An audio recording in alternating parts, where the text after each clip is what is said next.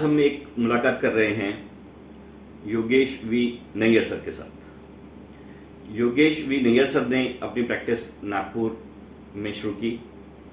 उन्होंने trial court में यहाँ पे प्रैक्टिस की, उसके अलावा हाई कोर्ट में प्रैक्टिस की और अब फिलहाल सर सुप्रीम कोर्ट में भी अपना अपीयरेंस देते हैं।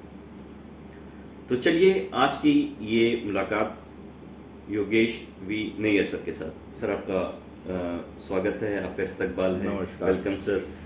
और सर हम सबसे पहले ये पूछना चाहेंगे सर कि आपकी पैदाइश और आपका बर्थ प्लेस कौन सा है? मेरा बर्थ जो है वो देहरादून में हुआ था 1969। देहरादून। हाँ जी, वहीं मतलब जो है मेरे पेरेंट्स वहीं थे जी। वहीं मतलब सारा कुछ है। आज भी मतलब मैं अपने परिवार से वहाँ जुड़ा हुआ हूँ, अपनी जगह से मतलब भूमि से जड़ों से मतलब जुड़ा हुआ हूँ। सर फिर वहाँ से और नागपुर से आपका कैसा कनेक्शन? मेरे फादर जो है एक्चुअली वॉज इन जॉब, तो उनके हेडक्वार्टर्स यहाँ हुआ करते थे जी। उस वजह से फिर हम लोगों को यहाँ आना पड़ा, नागपुर आना पड़ा। हर चीज़ के पीछे में कोई एक कारण छुपा हुआ होता है। तो पहले तो मन में बड़ा लगता था कि मैं नागपुर आया हूँ। तो बाद में मेरी वाइफ हैं, उन्होंने मुझे समझाया एक बार, मुझे काफ़ी साल से वही लग रहा था ऑनेस्टली। आपका स्कूलिंग वगैरह फिर नागपुर से ही? नागपुर, बाकी मेरा पूरा स्कूलिंग यहाँ से हुआ। लॉ मैंने यहीं से किया, सारा कुछ यहाँ से मतलब शुरुआत हुई मेरी ज़िंदगी की। और आपके वैसे लीगल फील्ड में आने की कोई खास वजह? उसकी भी अपनी हिस्ट्री है, मतलब स्पिरिचुअली कहा जाए तो ऑनेस्टली। जैसे आपने पूछा तो जाना तो मुझे मेडिकल साइंस में था शुरू से, मतलब मुझे मेडिकल साइंस और डिफेंस बहुत पसंद था बचपन से। बट वो कहते हैं ना कि भगवान जो है वो पहले से निश्चित करके रखते हैं। तो जब हम लोग यहाँ आए हुए थे नागपुर, जब हम आए हैं एक दिन हम लोग बैठे हुए थे, दिस इज अ रियलिटी, मेरी मदर जानती हैं इस बात को। मैं बच्चा हुआ करता था, I was probably in 7th 8th standard that time. मैं अपने माता जी की गोद में बैठा हुआ था। हम तो रेंट पे रहते थे उस समय यहाँ नागपुर में जब आए थे जी। तो पता नहीं क्या हुआ, and it was, I still remember, it was either Sunday और सैटरडे, सब कोई छुट्टी का दिन था। लेकिन तो मैं माता जी की गोद में अपने बैठा हुआ था और जब बैठे बैठे एकदम से पता नहीं क्या हुआ, सामने से एक साधु संत महात्मा जैसे एक इंसान निकल करके, वो पता नहीं उन्हें क्या हुआ, उन्होंने दरवाज़ा खोला, छोटा सा गेट था घर का, मेन गेट, तो खोल करके अंदर आए। मुझे देखा, मेरी मदर को उन्होंने बोला कि बड़ा होकर के ये वकील बनेगा। अरे वाह। अब वो दिन और उसके बाद में जद्दोजहद चलती रही फिर। तो वो उन्होंने उस समय बोल दिया, और जब उसके बाद में मैं बाहर निकला हूँ तो मुझे वो दिखाई भी नहीं दी। पता नहीं क्या बात है, मैं आई गई हो गई बात। फिर बात आपका वैसे लीगल फील्ड के अंदर वैसे एज एन एडवोकेट रजिस्ट्रेशन कब का है? मेरा 1994 पास आउट 1993 का जी। मैं ऑनेस्टली स्पीकिंग जब इसमें था तो फाइनल ईयर में, फर्स्ट ईयर सेकंड ईयर तो माशाल्लाह माता रानी की मेहर से मैंने बहुत अच्छे से क्लियर किया। जब फाइनल ईयर आया तो आई फेल्ड इन 3 सब्जेक्ट्स, तो आई वाज शॉक। मैंने कहा भाई माता ये तो नामुमकिन है।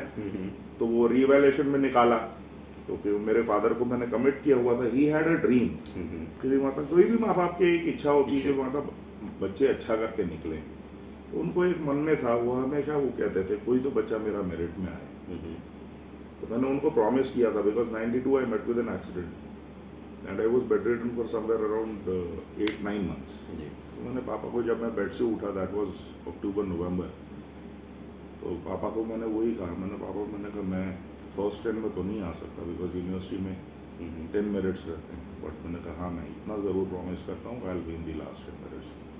10th मेरिट केस में 5th to 10th में मैं पक्का रहूँगा।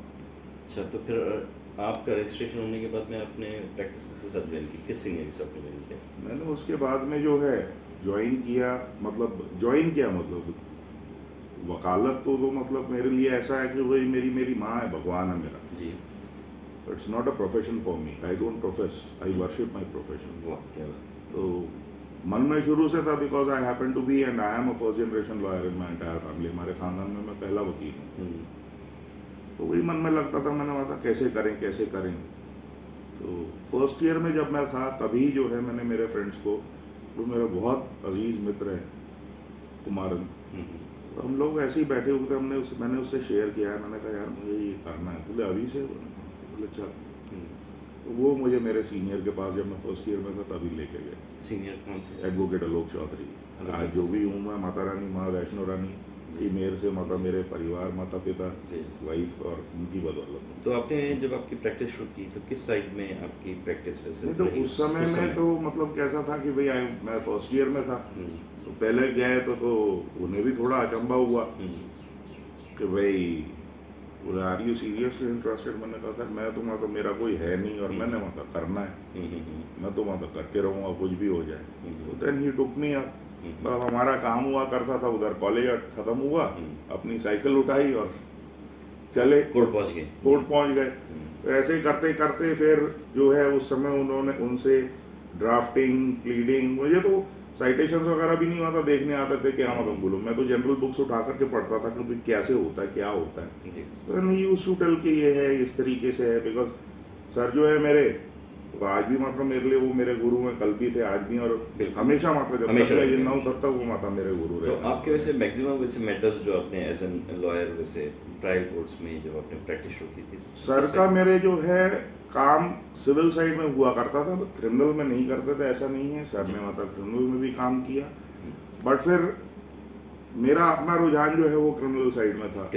अब वो किस हिसाब से था मुझे खुद नहीं पता, but then I had a flair and मुझे बहुत अच्छा लगता था। वो जब आपने वैसे क्रिमिनल साइड में वगैरह भी बहुत सारे मैटर्स किए, सेशंस ट्रायल्स वगैरह भी किए हैं, तो मुझे खुद भी आज मतलब गिनती नहीं है कि मैंने कितने मतलब सेशंस किए होंगे। तो आपने एंजॉय किए क्रिमिनल साइड में प्रैक्टिस करने और 100%। उसी के साथ में आपने फिर हाई कोर्ट में भी अपनी प्रैक्टिस की? फिर दैट वाज 1990, मतलब सर के पास में क्योंकि कंटिन्यू कर रहे थे हम तो मैं सर को बोला भी, मैंने कहा सर आप हाई कोर्ट शिफ्ट हो जाओ पूरा, मैंने कहा मैं इधर संभालूंगा डिस्ट्रिक्ट कोर्ट में।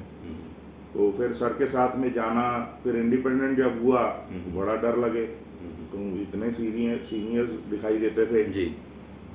शिरपुरकर सर हुआ करते थे, बोबड़े सर हुआ करते थे, परचूरे सर हुआ करते थे, करते हैं जो आज भी हैं।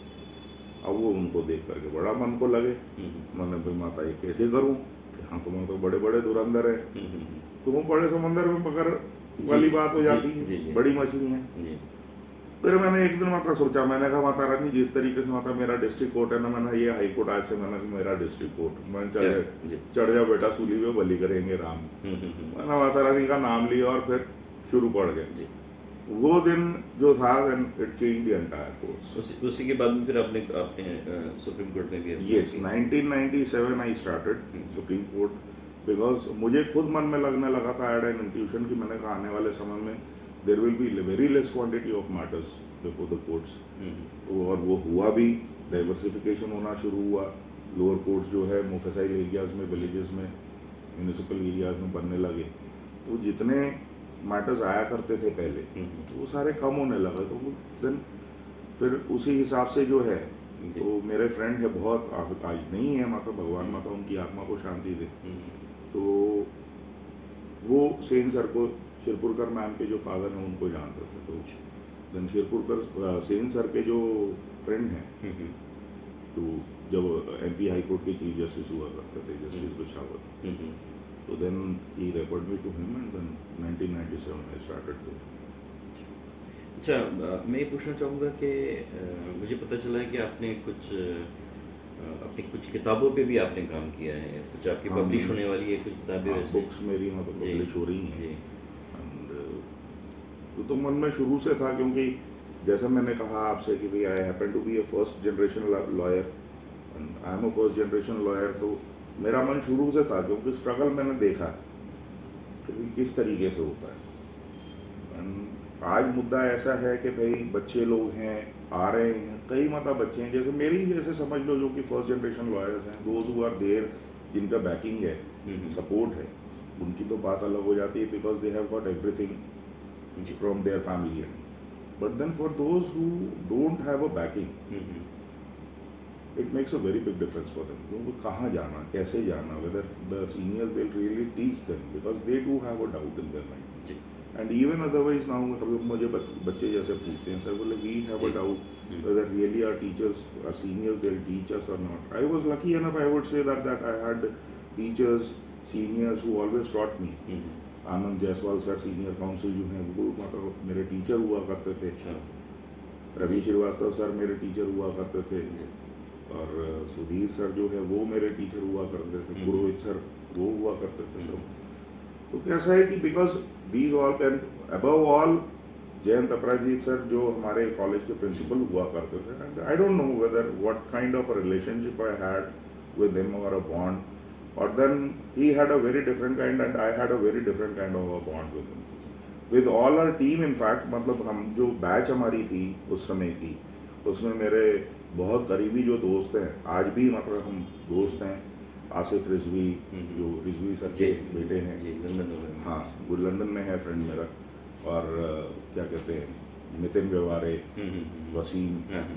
वसीम काजी, श्याम अग्रवाल, हम लोगों का 5-10 दोस्तों का जो है ये ग्रुप ही हुआ करता था.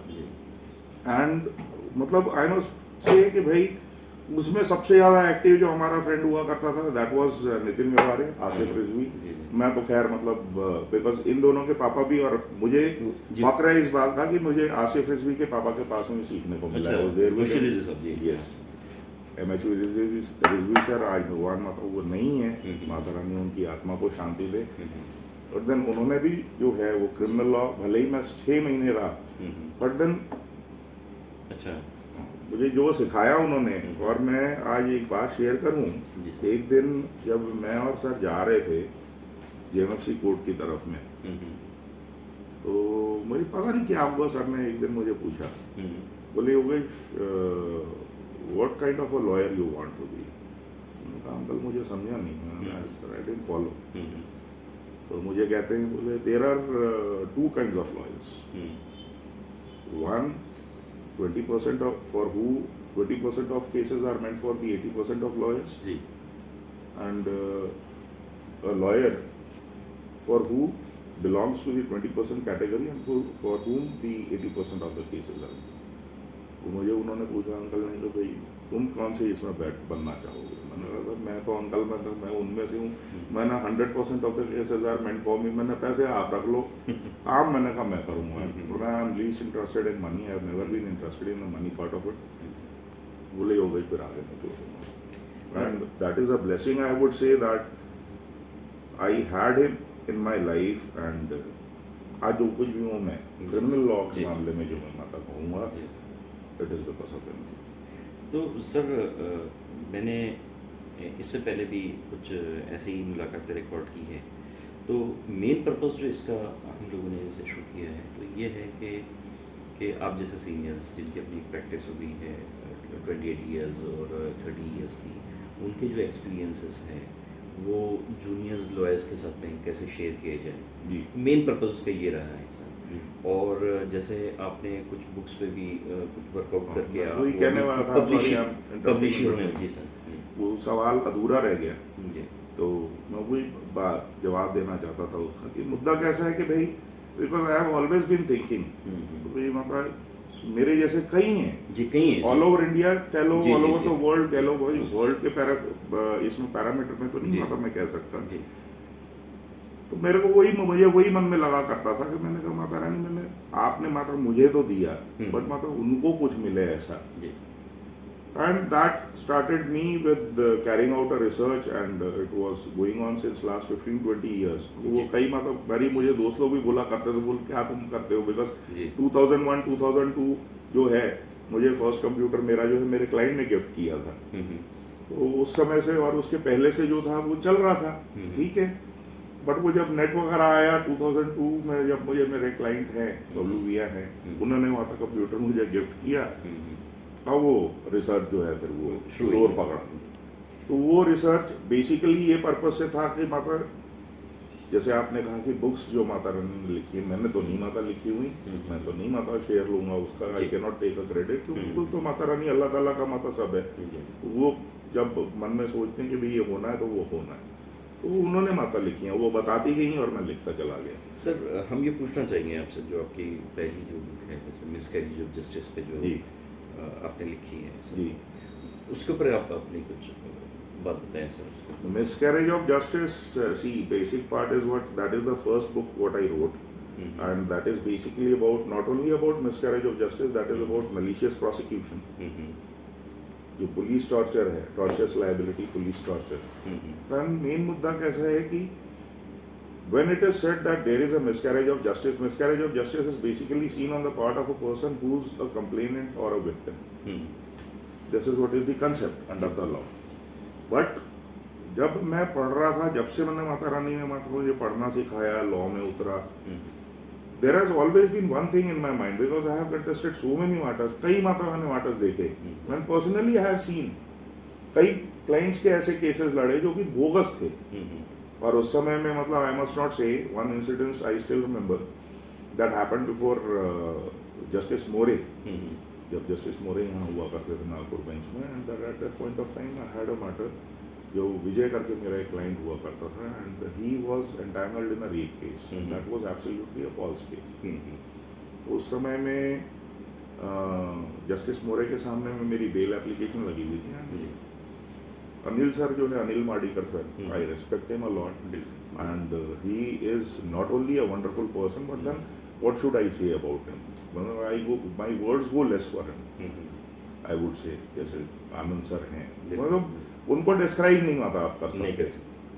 They are so benevolent, down to earth, humble people, and all Sunil Manohar sir, दिया जो हैं, मैं उनको भाई जैसा मानता हूँ, बड़े हैं, and they have always guided. तो उनके सामने जब मैटर लगा हुआ था तो मैं झगड़ पड़ा था कोर्ट के साथ. मैंने कहा सर, मुझे कहते हैं no, I am not going to grant you bail. Sir, it's not yet decided whether he has really committed. Then court ने कहा कि mister Mayer, you are not seeing the kind of a trauma the girl has gone through. Sir, I beg to differ here. The court is not seeing the other side of the coin. The family of the accused, they are suffering, they are on streets for one particular thing, whether a person has really done और not. That is yet to be decided. So how can you say that it is only the girl who has suffered? It is the family as well who is suffering. So then he said, no. साहब, फिर आप एक काम करें, when you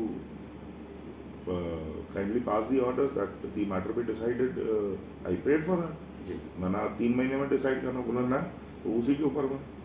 तो फिर जो है बाद में उन्होंने कहा okay fine, let the matter be decided, expedited and decided in 3 months. तो उस समय में फिर मैंने बाहर निकलते हुए उनसे कहा, मैंने sir, if I can submit. Yes. मैंने what about in case if my accused who is there before the court, if he is not proven guilty, what about the compensation part. तुम बाहर निकलो. उस समय अनिल सर मुझे कहते, यो गए चुप. मैंने सर कुछ नहीं होता. This is how, and I must not say Vijay का वो matter turned out to be a turning point in my life. तो वो माँ का मैटर ना ही सिर्फ बोगस था. इनफैक्ट अगर कोई इनोसेंट पर्सन है, उसका एब्सोल्युटली, ट्रायल चल रहा है, then it brought up in my mind, why is it like this that only victim is a person. Miscarriage of justice जब आप कहते हैं, why only a person who is a victim और a complainant? There are an number of people. So then my research started. फिर उसमें मेरा वो मुद्दा था कि भाई when accused is a victim, because under law victim is defined, but then the only part what is not as defined is वो इतनी elaborated जो है enhanced form में जो है definition नहीं है victim की, which does not cover, and it at all does not cover the accused, because there are many circumstances wherein an accused is a victim. अब आप अगर एक मान के चलिए बोगस केस है, तो उसमें तो accused victim हो गया. Now he is a victim of law. Because miscarriage of justice is done with him, maybe the delay part or whatever, but then ultimately for a person who has not committed child abuse.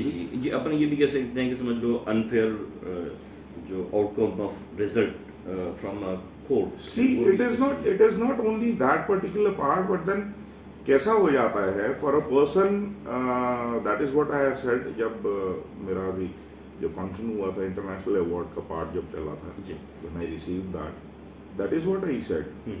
Whether you can really compensate Because for a person who has languished in jail for a particular thing he has never done in life, तो एक normal concept है. हम normal routine life में law की बात छोड़ दें, हम नॉर्मल रूटीन लाइफ में भी why should we make a person suffer who has not done anything in life? That is my simple fundamental. Unnecessary क्यों किसी को वो करना? Why should a person suffer? A person who is not at all related with anything. तो वहाँ बावजूद उसके बाद mainly because of maybe in general life के पार्ट में जो रहता है, because there are many vested interest those people have, तो उसकी वजह से वो सफर कराते हैं किसी को. लॉ के पार्ट में जो है because of the adjudication part, because there is not a proper adjudication जी, तो उस वजह से वो सफर कर जाता है. और इसी के साथ में सर हम लोग वैसे मिस करिए जस्टिस को, तो आपकी जब बुक आएंगी वैसे हम तो उसको पढ़ेंगे ही. उसके अलावा भी आपकी एक जो आपने encyclopedia on medical legal cases next week ji maybe by first week of और उसी के साथ में forensic and criminal law पे आपने की जो बुक that is basically मैंने वही कहा ना कि जैसे शुरू से मेरा एक ही इंटेंशन था कि भाई इस तरीके की कोई चीज लिखी जाए. भाई हमने तो मता कर लिया, चलो ठीक है, बट हर कोई मता कर पाए ये चीज मुमकिन नहीं है. It's not possible at all. तो मुझे मन में शुरू से वही था कि भाई कुछ वो करो, उस तरीके का लिखो. ये मेडिकल साइंस के ऊपर आपने इतना सर्च करके जो काम किया है इसके ऊपर, तो ये प्रैक्टिस में इसका इस्तेमाल आप हमारे व्यूअर्स को बताएं कि प्रैक्टिस में इसका इस्तेमाल. देखिए कैसा है, मैंने जैसे शुरू से कहा आपको कि बचपन से मुझे तो बनना तो माता मन में था डॉक्टर का. एंड उस समय उस टाइम में when I was in 12th standard, यहाँ 12th ग्रेड में जब मैं था यहाँ, तो मैंने पीएमटी के एग्जाम भी दिए थे. We cleared but then because of the state part उस समय हमारे रिजल्ट्स डिस्कार्ड कर दिए. तो आई कुड नॉट एंड आई वाज नॉट इंटरेस्टेड इन गोइंग फॉर द डेंटल पार्ट ऑफ इट. मेरे पेरेंट्स ने मुझे कहा, मैंने कहा I am not interested in dental, I would only like to be in the surgery part. I was very much interested in surgery. वो टाइम से जो इंटरेस्ट था, और फिर बाद में जैसे लॉ में आए, क्रिमिनल साइड में उतरे, पढ़ना. सर ये क्रिमिनल ट्रायल्स वगैरह में है केस के जब इस साइड में हम प्रैक्टिस करते हैं जी, तो उसकी वो इंजुरीज और वेपन्स वगैरह को लेकर बहुत सारी सर्च भी करनी पड़ती है जी. तो इसके बारे में आप क्या बताना चाहेंगे वैसे? देखिए इसीलिए जो है मतलब ये जो बुक माता लिखी गई, वो मेन इसका पर्पस ही ये था, क्योंकि because many students those who are there who come in practice, they are not from science background. Not every person is from science background. Some are from commerce side, some are from arts side. And see, the basic part is not every person is having an interest, though despite that a person is having an interest in pursuing for law. But then it is not like this that they always have an interest to understand what is medical science. Medical science normally कैसा है, एक ऐसे ही specialized field है कि भी लोगों को लगता है कि भी नहीं, हाँ वो डॉक्टर ही एक जो पार्ट है. But then it is never like this. If you are really interested in knowing something, then you can always learn. There is no embargo to that. मेरा अपना मानना है. And that is what helped me. तो शुरू से जो है एक था कि भाई उस तरीके की चीज लिखी जाए, तो वो माता रानी ने जो मुझे इंस्पायर किया, तो मेरा ये था बिकॉज जैसे मैंने कहा कि भाई स्टूडेंट्स जो हैं, लॉयर्स जो हैं, नए जो आते हैं budding lawyers, they are not from field of science only. तो उनको ऐसी वाला चीज दें so that would help them like anything. Medical jurisprudence as it is, if you see medical jurisprudence is there, जैसे क्या कहते हैं अपना इनकी है, पारेख हैं, मोदी का तो नाम इट्स वेल सेटल्ड, सो तो इट्स उनको तो माता बोल ही नहीं सकते. मोदी हो गए, पारेख हो गए, अनिल अग्रवाल हो गए, देयर आर मेनी पीपल. ठीक है, लंबार्ड हैं, फॉरेन कंट्रीज में जितने हैं. बट देन अल्टीमेट पार्ट मेरा ये था that they are basically on to the part of medical jurisprudence. They are not on to the particular part that how and what way medical science, medical legal cases and the criminal law is associated. That has never been there. You getting my point?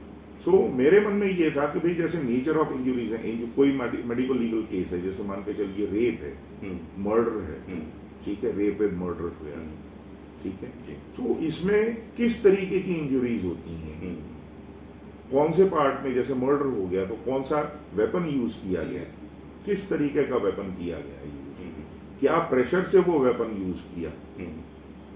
अगर एक particular pressure से आप weapon use करते हैं तो वो किस तरीके की, जैसे शार्प एजेड वेपन है, ब्लंट वेपन है, ठीक है, तो डिफरेंट काइंड्स ऑफ इंजुरीज कौन से पार्ट में, बॉडी के किस पार्ट में जब आप करोगे तो वो किस तरीके से होगी, क्या इम्पैक्ट देगा, उसके मेडिकल लीगल एस्पेक्ट्स क्या होंगे, तो वो सारा फिर जो है मैंने कवर करना शुरू किया। Then I started and this book जो माता रानी ने माता लिखी है, मेरे से लिखवाई, मैं कहूँगा, तो this covers the entire part of the injuries, nature of injuries, right from assault, ठीक है, देन उसके इम्पैक्ट्स क्या होते हैं, ठीक है, फिर उसके बाद में उसमें असेसमेंट किस तरीके से किया जाता है, उसमें भी क्राइम सीन इन्वेस्टिगेशन के समय में वो जो इंजरी हुई तो वो क्राइम सीन के ऊपर में किस तरीके से वो हुई होगी, वो कैसे डिजाइन किया जाता है, how to find it. This book is not only for the lawyer part of it, this book is basically meant for the police officers, the doctors, lawyers and the students. तो उसके अंदर में वो कैसे किया जाता है, हाउ सीन इज इन्वेस्टिगेटेड, उसको कैसे आप एस्टैब्लिश करते हैं that such kind of an injury particular within a particular space, छोटे स्पेस के अंदर में जब इंजुरी होती है, कोई डेथ हुई है मान के चलो, या कोई और इंसिडेंस हुआ, how that could be possible, because with in a periphery of a 6x6 feet you can not से, और 4x4 feet you can not से कि एक इंसान जो है वो 2 तलवारें अपने हाथ में लेकर के चला सकता था, because there is no space. So how to understand, किस तरीके से उसको समझा जाए। जब वो क्रिमिनल ट्रायल्स वगैरह चलती है तो मेडिकल रिपोर्ट तो उसमें होती ही है। See medical report is absolutely different जी। मेडिकल रिपोर्ट जो है, एमएलसी जो है, वो तो डॉक्टर्स प्रिपेयर करते हैं, but then what do we understand about a medical report, we only have a glance कि भाई ये एमएलसी है, ये पोस्टमार्टम रिपोर्ट है, ये इंक्वेस्ट रिपोर्ट है, ठीक है, बट लॉ के इससे सुप्रीम कोर्ट ने भी क्या कहा, what actually there need to be, वो सारी चीजों को लिया कि सुप्रीम कोर्ट ने क्या कहा हुआ है, इंक्वेस्ट के पार्ट में क्या है, इंजुरीज के पार्ट में क्या है, मेडिकल साइंस के बारे में क्या है, रिसर्च जो किए गए हैं, तो उसमें जितना रिसर्च हो सका ऑल ओवर द वर्ल्ड, जितना मेडिकल रिसर्च हुआ है, so this book covers basically, जैसे मैंने आपको कहा कि विट्रियोलेज है, vitriolage is a very new aspect which is basically acid attacks. तो एसिड अटैक्स होते किस तरीके से हैं, क्या उसमें किया जाता है, ठीक है, why it happens, because Lakshmi का जो केस है that was the first ever case that happened in India, तो जो कि क्रॉप अप हुआ उसके बाद में डेवलपमेंट्स होने शुरू हुए, कंपेंसेशन के पार्ट्स आने शुरू हुए, तो उसकी इन्वेस्टिगेशन कैसे होती है विट्रियोलेज, एसिड अटैक केसेस की, बॉम्ब ब्लास्ट हैं, ठीक है, उनका पार्ट कवर किया है इसके अंदर में, देन एस्फिक्सिया का पार्ट, सुसाइडल केसेस हैं, many of the suicidal cases they are suicide, but then they are not suicide, they are murder. How that happens, why is it like this, उसके parameters क्या हैं, किस तरीके से वो होता है, कैसे उसको आइडेंटिफाई किया जाए that it is not a case of asphyxia, it is a case of murder.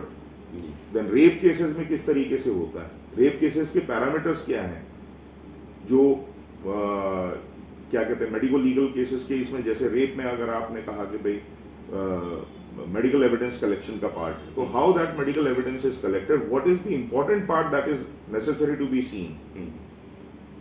Rape in fact I must not say, normally what happens is, मेरे अपने रिसर्च के इसमें जो मैंने दौरान मैंने मतलब पढ़ा, no doctor can ever say that rape has taken place, no doctor can ever say that, he can only say that yes there has been a sexual assault, but then the word, because medical science के अंदर में जो है rape ये word कहीं नहीं है, rape is only in the legal books, law books, but medical science में कहीं नहीं है, it is only the sexual assault part of it. So उसमें भी जैसे आपने पूछा तो भाई डॉक्टर्स जैसे आ रहे हैं विटनेसेस के तौर पे, what is the reply when a question is put forward to a doctor, what he should reply, what all questions should be put to a doctor, to the investigating officer who has conducted with the investigation.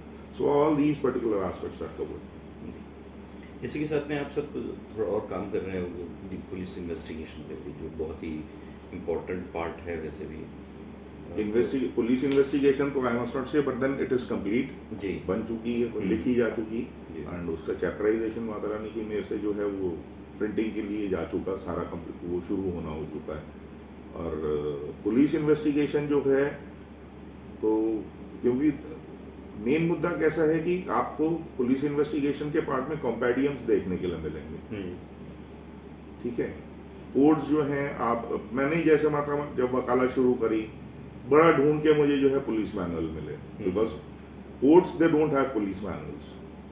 मेरा अपना personal experience है, वाइकर sir यहाँ हुआ करते थे। एक particular case जब मेरा चल रहा था, तो at point of time when I was cross examining, तो ही सेड, मैं I put a question and he said, mister Mayer, where from did you get this? Sir, it's available in police manual. बोले, do you have a copy of that? Of course yes, I do have a copy of that. तो main मुद्दा कैसा है कि how inquisitive you are, आप कितना मतलब उसके अंदर में घुसना चाहते हैं, that basically depends on you.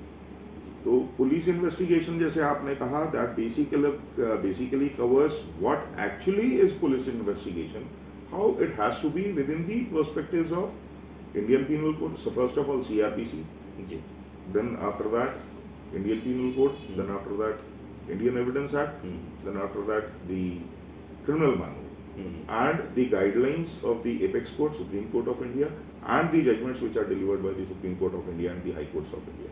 Sir, ऐसा क्यों होता है वैसे भी कि जैसे पुलिस इन्वेस्टिगेशन के अंदर बहुत देखा जाता है ऐसे कि वो किसी कंक्लूजन पे नहीं पहुंच पाते हैं, बस वो अपना बहुत सारे देखने को मिलता है कि फॉलो चार्जशीट प्रिपेयर करके फाइल कर दी गई कोर्ट में जी। वो इन्वेस्टिगेशन का जो पार्ट है पुलिस इन्वेस्टिगेशन का, हमारे यहाँ पर कन्विक्शन रेट भी उतना देखने को नहीं मिलता, उसमें एक्विटल्स उतने देखने को अभी नहीं मैं आई मस्ट नॉट से, कल ही माता रानी की मेयर से जब मैंने अभी मैं एक और बुक जो माता ने लिखवाई है, that is on organised crime, law of organised crime. और मैं कल ही माता जब उसको कंप्लीट कर रहा था, मॉर्निंग में फिनिशिंग टच दे रहा था, वो there is a judgement justice Gavai ने दिया था, डिलीवर किया था बॉम्बे हाई कोर्ट का, when he was in Bombay, and that was of Nagpur bench, sorry. तो उसमें उन्होंने कहा that we are really very happy to see, and he has given the entire credit to the investigating officer, the way he has conducted and investigated the matter. तो उसमें जो है life imprisonment का part हुआ था, that is a case of MCOC। उसमें specifically उन्होंने वो चीज़ को एडियर किया that we want to give all the credit to the investigating officer, because and he has referred and he has mentioned that particular part that most of the cases they result into acquittal, but then because of the meticulous investigation the investigating officer has done, this part has happened and the conviction is there. Sir, मुझे ऐसा लगता है जहाँ तक कि justice का एक part है, तो मुझे ऐसा लगता है कि यहाँ पर जैसे इन्वेस्टिगेशन अथॉरिटी है, और उसके अलावा जब कोर्ट के अंदर एविडेंस वगैरह होते हैं, उसके बाद में जज को जजमेंट डिलीवर करना होता है। इसके अलावा भी जो एक रिस्पॉन्सिबिलिटी है वो सिटीजन्स की है कि वो जब अपना विटनेस उसके अंदर उसका स्टेटमेंट वगैरह हो रहा है इन्वेस्टिगेशन के दौरान, उसके बाद में वो कोर्ट में अपने को देखने को मिलता है कि बहुत सारे आए और उस साइड हो गए, तो किसी भी इंसाफ तक पहुंचने के लिए सिटीजन्स का भी अपना बहुत ज़्यादा डिलीजेंट होना उसमें ज़रूरी है। देखिए, और जो उसमें विटनेसेस हैं वो आ रहे हैं, वो उन्होंने कोर्ट में आकर वहाँ पर सच कहना चाहिए, या कि वो कोर्ट में आ रहे हैं और साइड हो जा रहे हैं और प्रोसिक्यूशन को सपोर्ट ही नहीं कर रहे हैं। तो ये जिम्मेदारी सबकी बनती है, इंसाफ को तक पहुँचने के लिए जिम्मेदारी सभी की बनी है। देखिए, ये जो आपने मतलब बात कही अभी, this is really very important aspect, and that is why I must not say, though the witness welfare scheme, witness protection scheme is there, but then हमारे यहाँ इम्प्लीमेंट कितना होता है, ये इम्प्लीमेंटेशन जो है, मतलब I must not say, but then you will see, अभी जैसे MCOC है महाराष्ट्र में 1999 में जब लागू हुआ, स्पेसिफिक पार्ट लिया हुआ है उसके अंदर में, protection of witnesses, why is it necessary. तो उसमें कोर्ट्स ने कहा भी हुआ है, because most of the time the witnesses they resile from their own statements what they have made before the authorities, police authorities, and they subsequently they resile it before the court. So that is why, and not only the particular part, it is the protection to the witnesses, but then ultimately MCOC के part में जैसे है, और उसमें परजुरी का part court ने ले लिया। When you have made a statement before the police authority, and if that is not adhered to at that particular point of time, and that is why MCOC is absolutely a very different kind of a subject. I must not say, because जितना मैंने research किया, मैंने case लड़ा, ठीक है, and मेरा interest तो उस समय में माता शुरू हुआ, बिकॉज हमारे एक अंकल हुआ करते थे, उनके बेटे के ऊपर में जो है उनके बेटे के ऊपर में जब केस लगा, तो मैंने कॉन्स्टिट्यूशनल वैलिडिटी उसकी चैलेंज की, बिकॉज कॉन्स्टिट्यूशनल वैलिडिटी तो कई बार चैलेंज हो चुकी है, that is entirely a different part. I do understand Bharat Shah के केस में कॉन्स्टिट्यूशनल वैलिडिटी चैलेंज हुई। अब जैसे आपने कहा कि विटनेसेस का पार्ट, पहले उसको कंप्लीट कर लेते हैं। भाई विटनेसेस, सी आपने एक बात कही कि भाई सिटीजन्स, नाउ सिटीजन्स के मन में, because they have a fear, though they know that yes, this has happened, but then nobody likes to come before the court. First of all, court तो बहुत दूर की बात रही, they don't even like to go and approach the police authorities. Now why is it like this? अब अगर parallelly if you see the foreign countries, तो वहां नहीं है ये। Why is it like this? Why there is a difference? So that is what is very necessary to be understood. If you see, for बाहर के देशों में अगर आप देखें, तो they are always there, people are always there to assist the police authorities. They personally come down, वो सामने से आकर के बताते हैं, yes, this is what has happened, we know this particular aspect. They always speak truth. आप वहां के लोगों की एक हैबिट देखिए, they always speak truth. यहाँ आप अंडरस्टैंड कर सकते हैं, आई मस्ट नॉट से, आप पैरेलली इंडियंस को रख लें, ठीक है, और वहां पे आप बाहर में के जो देश हैं, see I am an Indian, that doesn't mean that I don't have a right to speak, I can always speak, but I only believe in truth. मैं नहीं, गलत बात को मैं नहीं सपोर्ट करता हूँ। हम कई मरतबा देखते हैं कि हमारे यहाँ सिटीजन्स अपने राइट्स के लिए रास्तों पर निकलते हैं।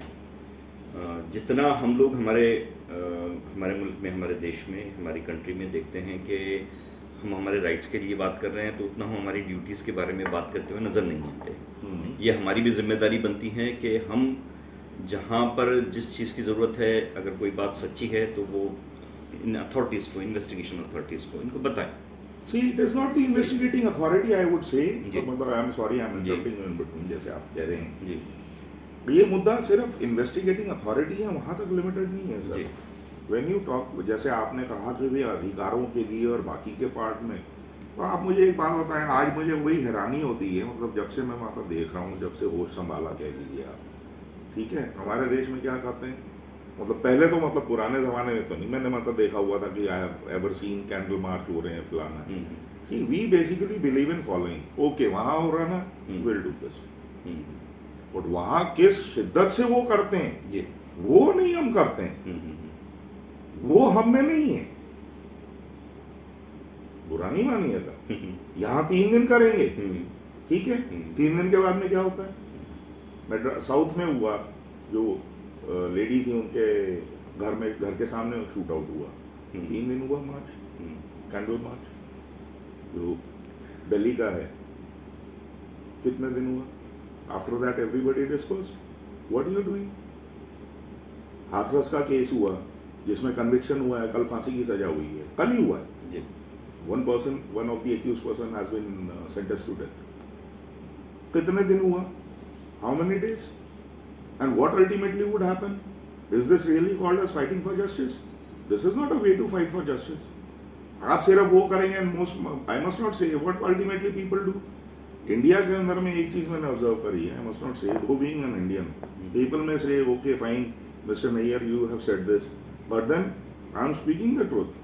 This is what it is. What ultimately you do, you simply take it in the form of a responsibility. Okay, fine, we have done it on the media or whatever, and ultimately that whether that ends the matter. तब जब आपने कहा कि भाई अपने अधिकारों के लिए, जब आपका एक परिवार है, एक जनरल एग्जांपल देता हूँ, every person has a family, तो हेड ऑफ द फैमिली जो भी है वो अपने बच्चों को पालने के लिए, परिवार को पालने के लिए, तो you take it as a responsibility So is it not responsibility of each and every citizen? बिल्कुल सही। I must not say I beg to differ here, with due respect to each and every one, every citizen, and first of all upholding the constitution of my country. The most important factor is the Indians, they never feel that the India is their own home. When it is your motherland. कितने लोग हैं ऐसे, मुझे बता दें आप, जो बोलेंगे कि हाँ मेरा ये अपना देश है, जहां देखो वहां आप माता लड़ाइयां कर रहे हैं, जहां देखो वहां आप माता कुछ बोल रहे हैं जी। That is not what it is. If you are really interested rights के लिए करना, अधिकारों के लिए, सिर्फ अपने अधिकार नहीं है, एक इंडिविजुअल के अधिकार नहीं है, there are several people all over India, तो वहां आपको एकजुट होकर के करना है। वो एकजुटता वाली तो बात ही नहीं है, there is always diversification, why is it like this? उसके अलावा सब जैसे अभी ये बात चल रही थी, इसके अलावा भी एक प्रश्न हमेशा ये आता है असल में कि अभी कुछ दिनों पहले कुछ एक घटना नागपुर में हुई, तो एक बंदा आकर ये पूछने लगा कि जो तपास अधिकारी है, इन्वेस्टिगेशन ऑफिसर है, वो सपोर्ट ही नहीं कर रहे हैं लोग। तो ऐसी सूरत में जबकि जो इंसिडेंट्स हुआ है उसमें जो एक ऑफिसर ने जिस तरह से इन्वेस्टिगेट करना चाहिए वैसा इन्वेस्टिगेशन नहीं हो रहा है, तो एक विक्टिम को या उसके परिवार वालों को, उनको अपने किस तरह से वो अप्रोच कर सकते हैं, किन अथॉरिटी के सामने वो अप्रोच कर सकते हैं, या दूसरी अपनी कोई जो जांच एजेंसी है? देखिए, जांच एजेंसी का जैसे पार्ट है handing over investigation to CBI, उसके पैरामीटर्स बहुत अलग अलग है। नॉर्मल कोर्स के अंदर में सुप्रीम कोर्ट ने भी कहा हुआ है कि it is never like this that any person who is approaching high court और this apex court can such kind of an investigation which is taken up can always be handed over to CBI. CBI has got n number of matters which are to be looked into. बहुत responsibilities है उनके ऊपर में, और CBI का manual जो है, CBI का मैनुअल ही वो स्पेसिफाई कर देता है what all matters can be taken up. Chapter 8 जो है सीबीआई का मैनुअल जो है, इसलिए पुलिस इन्वेस्टिगेशन जो बुक लिखी है, I have taken specifically all those particular parts because many a point of time I have seen, तो वो भी मेरा एक तजुर्बा रहा। Way I have contested a matter जिसके लिए मुझे specially, I must not say that is way back 2016 जब मैं देहरादून था, जो अंकल है हमारे एडवोकेट GC शर्मा, जो क्या कहते हैं गवर्नमेंट की तरफ से हुआ करते थे, when he started in private practice, so he said we were just sitting, तो मैंने अंकल से, he was discussing the case with his client, and out of curiosity, वो कैसा है ना कि कीड़ा है एक, मतलब कह लीजिए आप, अदरवाइज नहीं वाली बात नहीं है। और देन मैंने अंकल से कहा, मैंने कहा अंकल ये मैटर आप पिछले 13 साल से चल रहा है? तो क्यों? हाँ, that was at the stage of argument. मैंने कहा अंकल ये तो केस ही नहीं बनता है। That was a case of 1992-1993 which happened in Guwahati, जिसमें कि सीबीआई ने इन्वेस्टिगेट किया हुआ था, and it was a case of coal scam. उस टाइम तो काफी बड़ी अमाउंट का केस था वो। तो अंकल से मैंने कहा, अंकल ये तो बनता ही नहीं केस। कहते क्यों? मैंने अंकल इसमें तो परमिशन ही नहीं ली हुई, because when CBI has to investigate a case, state government की, तो स्टेट गवर्नमेंट की permission is a must as per chapter 8 of the manual. तो उन्होंने ये पकड़ो, कहते फाइल तुम आर्ग्यू करवाओ आप। तो उस समय जो जज हुआ करते थे, तो now he is registrar over there in Uttarakhand high court, उन्होंने उनको वही बोला, मैंने सर तो बिना मतलब का चला रहे हैं आपके। तो वही सर, ये जो अपना महाराष्ट्र पुलिस है जो इन्वेस्टिगेट करती है, जहाँ विक्टिम्स वगैरह जो वो चाहते हैं कि इन्वेस्टिगेट वैसे हो, ऐसा नहीं है वो जैसे चाहते हैं वैसे नहीं, जो हुआ है एक्चुअली कैसे है, आई am sorry I am interrupting in between. It is, मुद्दा क्या है सबसे बड़ा कि भाई लोगों को जानकारी नहीं है, ठीक है।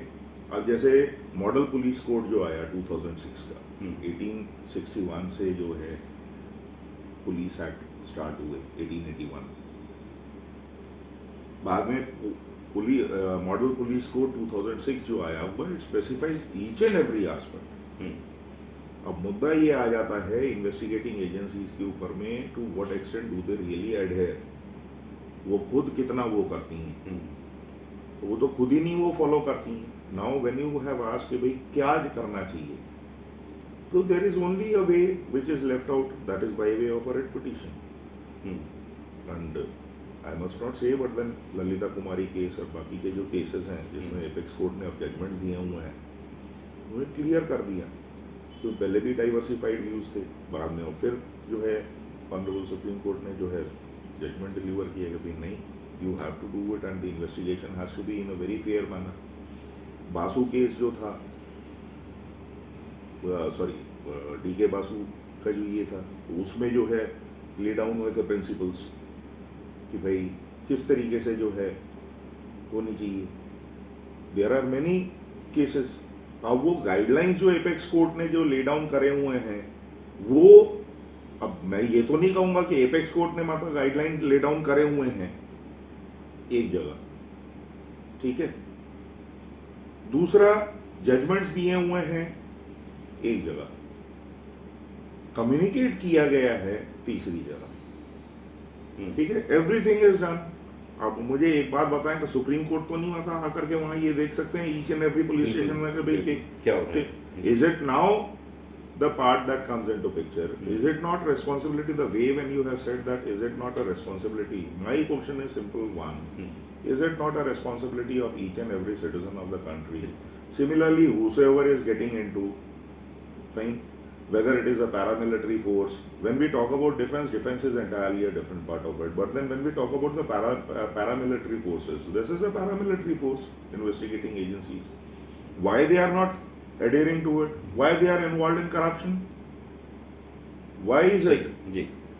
So the entire responsibility comes on to what? The citizens. The entire responsibility, and you cannot say, I cannot say either. जो investigating agencies में officers हैं, they are even part and parcel of the citizen first of all. They are citizens of India, and after that they have been inducted.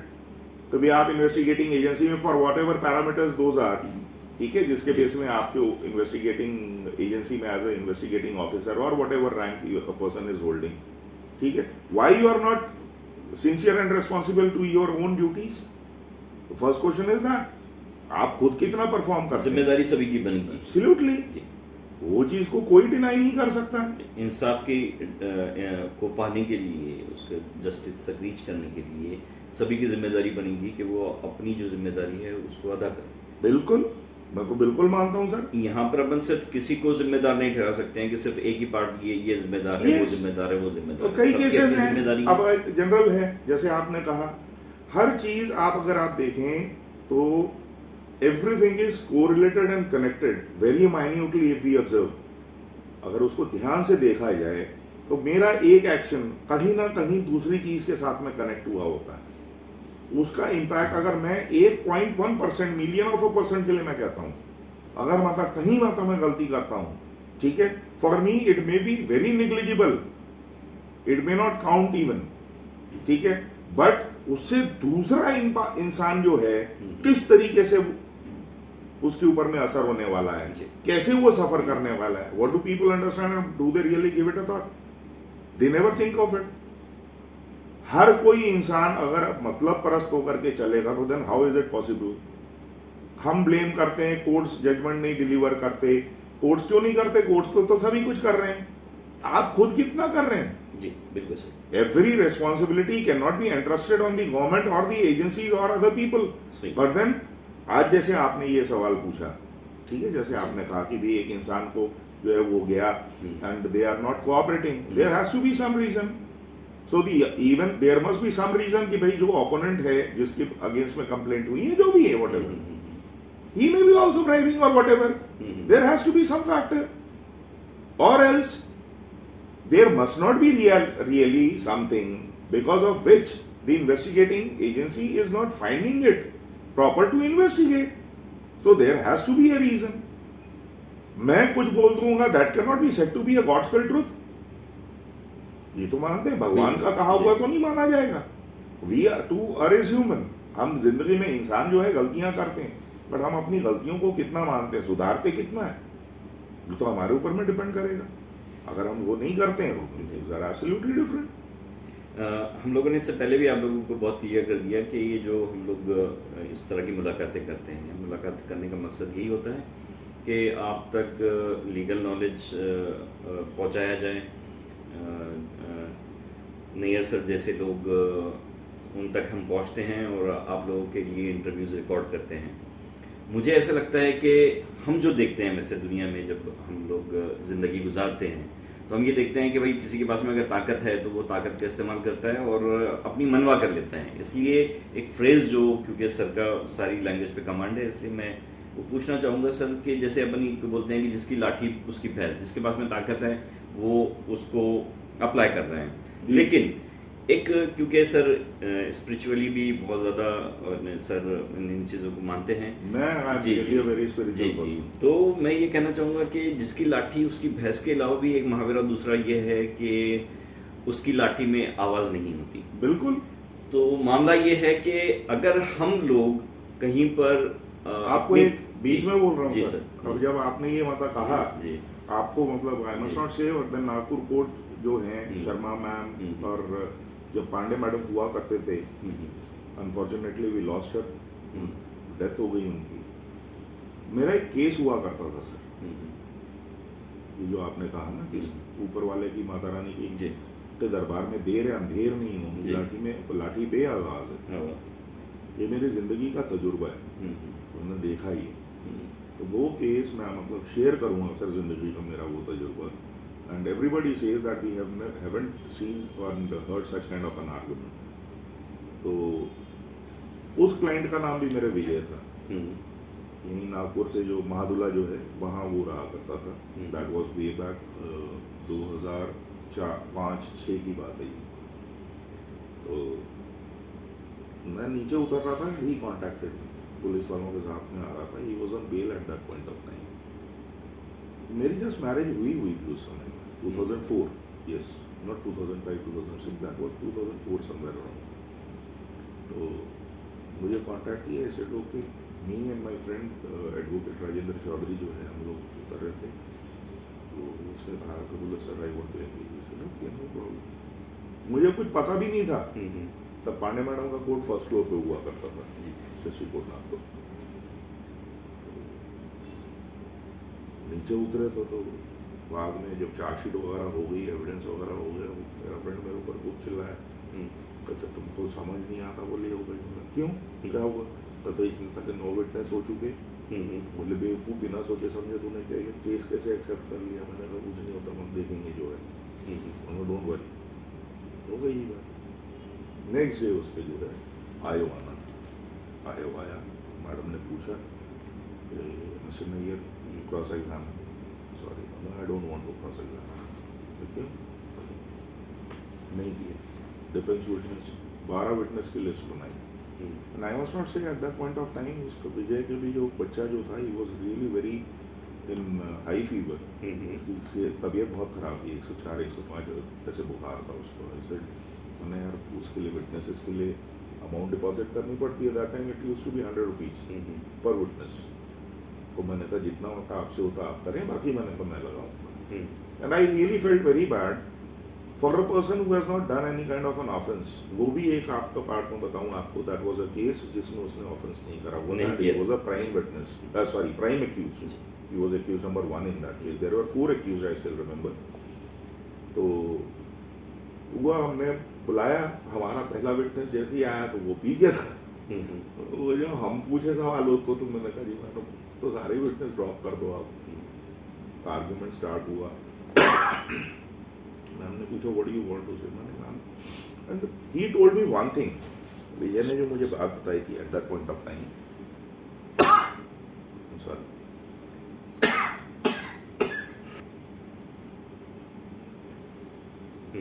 He said sir, बोले मैं उस समय में जब ये हुआ इंसिडेंस हुआ तो मैं पुलिस स्टेशन में था, और फॉर्चुनेट इनफ आई वुड से कि वो एक ही विटनेस केस में वो पार्ट आया हुआ था, that he was present at the point of time when the murder took place. 302-307 का केस था, तो if I am not wrong, तो उस समय में ही was in police station. Madam ने पूछा, बोले मिस्टर नैयर योर आर्गुमेंट। मैंने कहा मैम मैंने कुछ नहीं बोलूँगा, मैंने कहा I just want to put 4 lines. बोलिए। मैम मर्डर हुआ 307 मैम हो सकता। मैंने कहा आप इसमें जो है फांसी दे दें, या तो मैंने कहा लाइफ इम्प्रिजनमेंट दे। ठीक, मैंने मैडम एक बात माता कहना चाहिए, बोली बोला मैडम किसने मर्डर किया 307 किया, मैंने कहा मुझे तो नहीं पता। मैंने कहा वो आयो, मैंने कहा आप, और मैंने कहा आप सबकी बदौलत में, मैंने कहा बिना मतलब का पिस जाऊंगा। बोले क्यों? मैंने कहा मैडम आपने तो कागज पे न्याय देना ना। कहती ना, मैंने कहा जिस दिन ऊपर वाले की लाठी चलेगी ना, मैंने कहा वो न्याय करने आएगा ना। तो मैंने कहा आप लोगों पे चलते, मैंने कहा बिना मतलब का मैं पिसूंगा। बोले आप क्यों? मैंने कहा मैं अपने क्लाइंट को न्याय नहीं दिला पाया इसलिए, मेरा तो कोई रोल ही नहीं। मैंने कहा इसमें मैंने कहा कुछ किया हुआ है, मैंने जिसने मर्डर और 307 किया वो इन्वेस्टिगेटिंग ऑफिसर, और मैंने कहा आपने गलत न्याय करा, तो इसलिए मैंने कहा मैं पिसूंगा। मैंने हो सकता, मैंने कहा आप फांसी दे दें, हो सकता, मैंने कहा 2 दिन बाद जजमेंट। हम पहुंचे तो मेरे को सब जो क्लर्क्स और वो सब बाहर खड़े थे। मैं जैसे ही नीचे उतरा तो नैयर सर मुबारक उनकी क्या हुआ सर, तो बोले वो तो एक्विटल हो गया, क्या बात कर रहे हैं। मतलब तो ये डर भी अपने को कहीं ना कहीं रखना जरूरी है। Yes of course, see the thing is हमारे इसमें मैं एक बात कहूंगा, though law is blind, but then every person who's sitting over there as a judge, she always thinks, law के अंदर में वैसे ही कहा हुआ है 100 गुनहगार आप अगर वो हो जाए पर जी बेगुनाह का मतलब उनको छोड़ दिया जाए, बेगुनाह को आप सजा नहीं दे सकते। ये बेगुनाह के ऊपर भी सर वो कि अपन देखते हैं ऐसे कि भाई कभी कभी इनोसेंट पर्सन पे भी ट्रायल वगैरह चल जाती है, बाद में उसका एक्विटल वगैरह होता है। अब इसका एक समय निकल जाता है कि वो 10-10 साल और 15-15 साल, तो ये एक तरह से सफरर होते हैं सर ये। तो इसके लिए अपने यहाँ पर किसी तरह का कोई प्रावधान नहीं है? प्रावधान देखो नहीं है, ऐसा नहीं। कंपेंसेशन का पार्ट मैंने इसलिए कहा ना कि मिसकैरेज ऑफ जस्टिस के पार्ट में जो हमने पार्ट लिया हुआ है, जो माता रानी ने मतलब मेरे को मुझे मतलब प्रेरित किया कि नहीं तुम ये लिखो, उसमें मेरा वही कहना है कभी कंपेंसेशन आप दे रहे, किसको दे रहे हो? विक्टिम को। एक इंसान जो कि आप जिसको आपने आरोपी बनाया, ठीक है, क्योंकि आरोपी है, आपने कहा नहीं आरोपी है, बट वो बेगुनाह है, बाद में सिद्ध होता कि वो तो बेगुनाह था, तो फिर उसको आप कैसे कंपेंसेट करोगे? क्योंकि जस्टिस गोगोई का जजमेंट है अभी 2019 का, we won't grant you compensation. There was a case, पर अभी एक पिटीशन फिर फाइल हुई है। वो तो बच्चा है, he is a student who has really, and I was really very happy to see जब माता रानी ने ये बुक लिखनी शुरू करी, तो मैं जब रिसर्च कर रहा था तो I landed up on the synopsis of that petition. वो पिटीशन पेंडिंग है अभी सुप्रीम कोर्ट के सामने में। Why is it like this that accused is not covered with the definition of victim? He has gone for that particular part and that is there before the supreme court now. तो वो तो सबसे बड़ा मुद्दा है। और दूसरा ये है कि भी कंपेंसेशन का पार्ट ऐसा नहीं है कि सेक्शन 357 में दिया हुआ है सीआरपीसी में, और then that is restricted only to the extent of what, to the extent of the victims, actually the victims are the sufferers जिनके साथ में गुनाह हुआ है, ठीक है। बट एक्यूज का पार्ट जो कि इनोसेंट है एब्सोल्युटली, और ऐसा नहीं है इसके पहले जैसे जस्टिस गोगोई ने जजमेंट दिया तो उसके पहले ऐसा नहीं है कि पहले कंपेंसेशन नहीं ग्रांट हुए। सुप्रीम कोर्ट ने सभी केसेस में ग्रांट करेंगे। विट्रियोल एज का जैसे एसिड अटैक का केस है, तो when it reached up to supreme court, then supreme court has considered that particular part.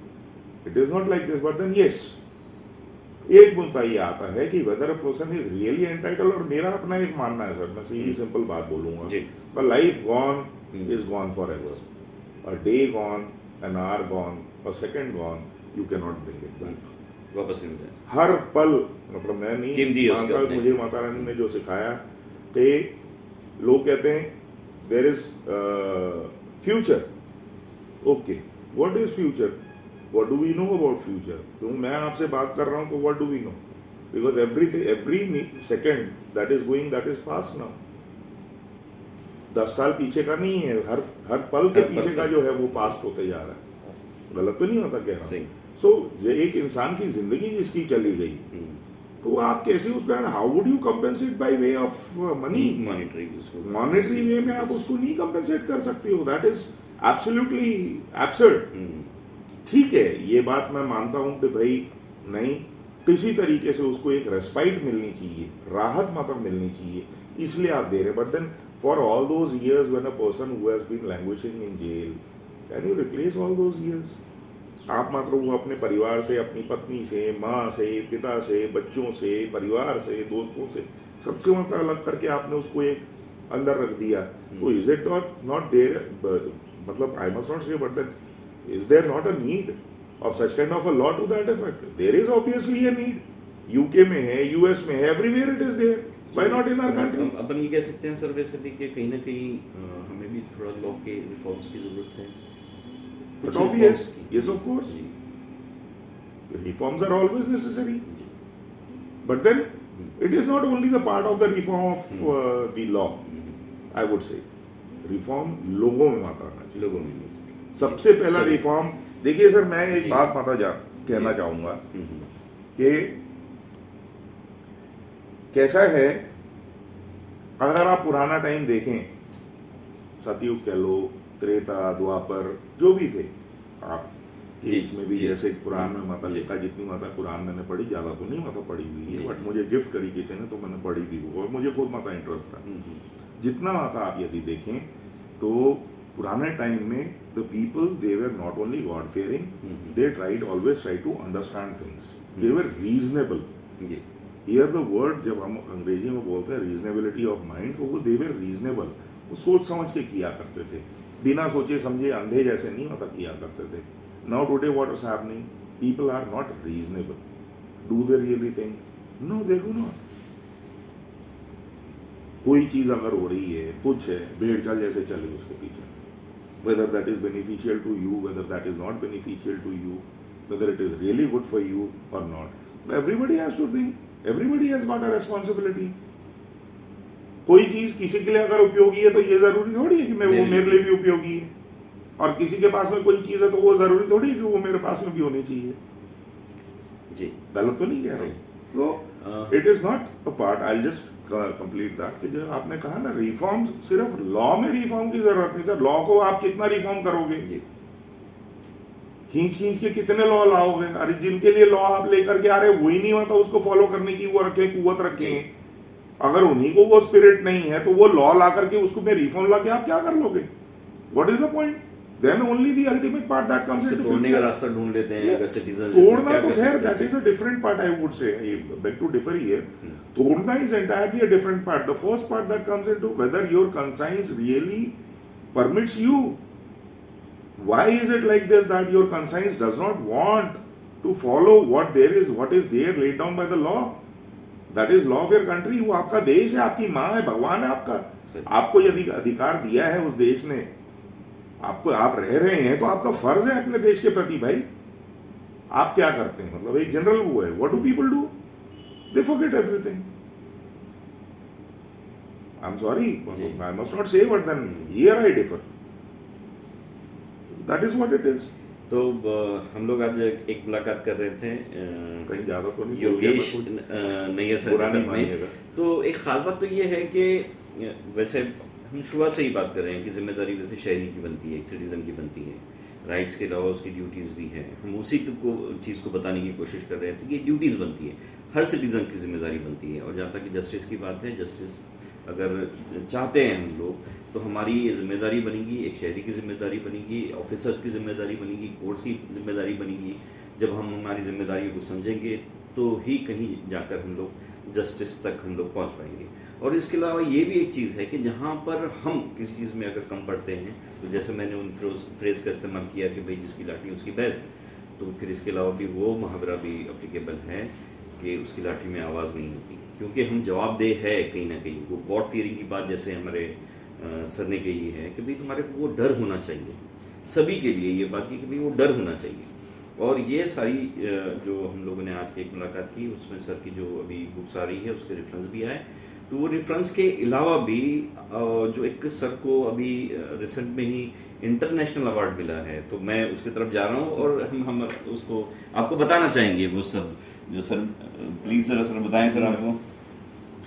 ये है, मैं मतलब बोलूँ जी, मेरा अपना वो नहीं है। जी जी जी। ये तो भगवान ने माता जो है उस जी। लायक समझा कि भाई माता ये दिया जी कराया, जो कुछ भी हो मेरी माँ वैष्णो रानी, माँ भगवती माता, माँ आदिशक्ति की मेहर है, जी उनकी बदौलत जो है जी भगवान की बदौलत माता ये होता है। जी तो नहीं तो मैं तो नहीं माता खुद को मानता कि भाई जी सर। मैंने माता ऐसे कोई माता कारनामे करे हुए हैं तो उस लायक मैं सर हूँ। आप हम लोग मैंने इस एपिसोड को, इस शो को यहाँ पे कंक्लूड करेंगे। आप ये बताएं कि इंटरनेशनल जो आपको ये अवार्ड मिला है ये किसके उपलक्ष्य में मिला है आपका?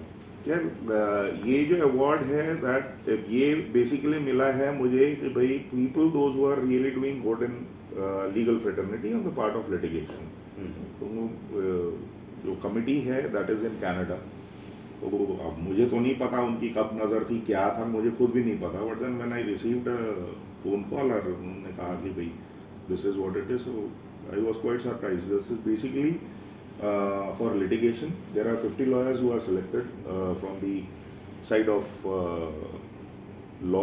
Basically litigation जो UK, Europe, Africa and Asia से, and intellectual properties.